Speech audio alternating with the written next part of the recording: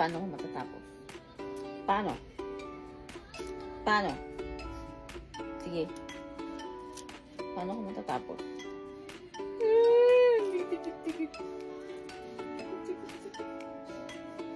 Alam mo na dapat ang trabaho mo. Hindi yung tinatanong mo pa ako. Hindi sana ako aakyat dito kung alam mo kung ginagawa mo na kaagad ang i-massage mo ko. Pagod ako maghapon. Okay.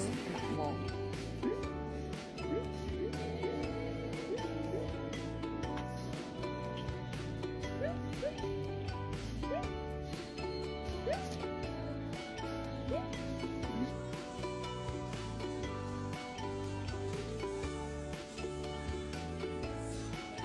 Maghapon akong pagod sa pag-aalaga ng kuting ko. Tapos paalisin mo ko. Gusto ko lang naman i-massage mo ko eh. Nakakapagod. Iyak siya ng iyak. Iyak ng iyak. Walang tigil. Shh.